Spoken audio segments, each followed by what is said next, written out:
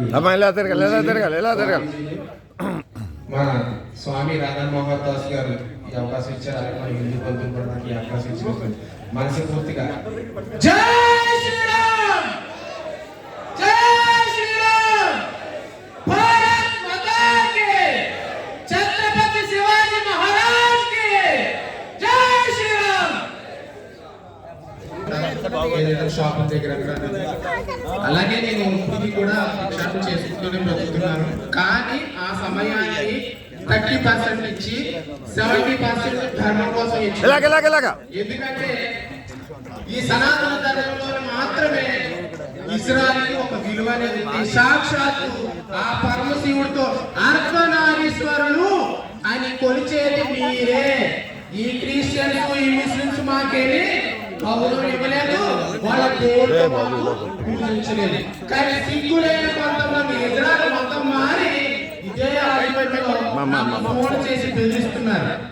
నువ్వు ధర్మం కోసం మానే, లేదంటే నువ్వు చంపేస్తాం, స్పాట్ పెడతాం అని బెదిరిస్తున్నా సరే నేను ఒకే మాట చెప్పా, నా ధర్మం కోసం నా దేశం కోసం చచ్చిపోవడానికి కూడా సిద్ధమే.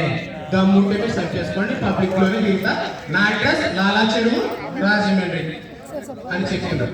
ఇంతలా నేను చెప్తున్నానంటే మీరు అర్థం చేసుకోవాలి, మీరు పూర్తి పురుషులు, పూర్తి స్త్రీలు. నేను ఒక ఇజ్రాయెల్ అంటే ఏ సపోర్ట్ లేకపోయినా ధర్మం కోసం స్ట్రాంగ్ గా నిలబడి నేను ఫైట్ చేస్తున్నప్పుడు కనీసం మీరు పూర్తి పురుషులు స్త్రీలండి ధర్మం కోసం పోరాటం చేయకపోయినా ధర్మానికి కట్టుబడి, ధర్మానికి శంకరం కట్టుకుని ధర్మం కోసం ఫైట్ చేసే వాళ్ళకి సపోర్ట్ చేయాలి. అది కూడా చేయకపోతే ఈ దేశం ఈ ధర్మం ఉండదు. ఎందుకంటే పక్క బంగ్లాదేశ్ ముస్లిం కొడుకులు, పాకిస్తాన్ లఫ్నా కొడుకులు మన హిందువులు చోటించారా, మన పండుగ చేసుకొని వస్తున్నారా? కానీ ఇక్కడ మాత్రం మన భారతదేశంలో అన్ని మతాల సమానం అని చెప్పి మనం అందరం గౌరవిస్తున్నాం. అందరినీ ఆ మతం వాళ్ళు ఎప్పుడైనా సరే మన ధర్మాన్ని ఎప్పుడైనా పూజించారా? వాళ్ళ పండుగ మట్టికి చెప్తాను గొప్ప కోసం సోది మాటలు చెప్తాం తప్పే. సలాం హ్యాపీ క్రిస్మస్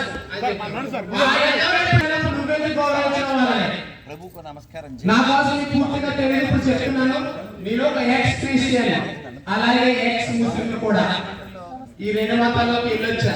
ఈ రెండు మతాల్లోకి వెళ్ళినప్పుడు హిందుత్వం మీద మోహము చదివితే ఇవే ఉంటాయి. మన దేవాలయాలు మన దేవుళ్ళు దూషించడం చెప్తే 2 సంవత్సరాలు చేసి అక్కడికి వెళ్ళి చెప్పచ్చు కదా. మరి హిందువుల దగ్గరికి వచ్చి చెప్తున్నారు, ముస్లిం దగ్గరికి వెళ్ళి మతమార్గం చెప్తున్నారా? తమ్ముడు ఎవరి భాషల్ని వెళ్ళలేదు.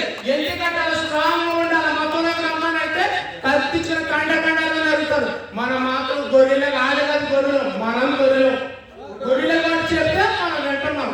మనకు రాముడు లేడా, శివుడు లేడా, దుర్గం తల్లి లేదా? నువ్వు హిందువు మాకు ఎందుకు వచ్చి చెప్తున్నావు? నీ దగ్గరకు వచ్చి మా దేవుడు నమ్మమని చెప్పామా? లేదు కదా. అలాగే మా హిందువుల దగ్గరకు వచ్చి మతమార్గం చెప్తారు. ఆవులు గోమాతను పెంచండి, కానీ మొక్కమాటాన్ని పెంచకండి. ఎందుకంటే ఆ మొక్కమాటం మనకి నాశనానికి పునాది. ఎక్కడ కూడా మొక్కమాట పడకుండా నేను హిందువుని, ఇది హిందూ దేశం, భారతదేశం హిందూ దేశం అని గట్టిగా చెప్పండి. అలాగే మన మధ్య మల్లికార్జున అనే పాస్టర్, అలాగే అజయ్ బాబు అనే పాస్టర్ ఏమంటున్నాడంటే దళితుల్ని గొడవలోకి రానివ్వలేదు అని చాలా మందికి ప్రచారం చేస్తూ, నేను కూడా ఒక దళిత కుటుంబంలో పుట్టినగా చెప్తున్నాను. దళితుల్ని, ఎస్సీని, ఎస్టీని, గిరిజనుల్ని, మిమ్మల్ని మనందరినీ కూడా ఈ బ్రాహ్మిన్స్ వీళ్ళ అగ్రకులాలను గొడవలోకి రానివ్వలేదు, మన అంటరానిగా చూశారని చెప్పి అంటున్నారు. ఇది అబద్ధం. ఎందుకు అసలు గుళ్ళలోకి రానివ్వలేదంటే ఈ ఎస్సీ ఎస్టీ దళితులు ఈ పేదరికంలో ఉంటే ఆ బ్రిటిష్ వారు కూడా వచ్చి గోమాంసాన్ని అలవాటు చేస్తే తినడానికి అలవాటు పడ్డారు. కాబట్టి ఈ గోమాంసాన్ని తిని ఇలా గుళ్ళలోకి రాకూడదని మాత్రం రానివ్వలేదు. అంతే తప్ప దళితులని కాదు. గోవులు మన గోమాతను పూజిస్తాం కదా, మరి ఆ గోమాతను తినేసి గుళ్ళోకి వస్తే అభిషేకం అవుతుంది కదా, అందుకు రానివ్వలేదు. పాస్టర్ అజయ్ బాబు పాడుకో.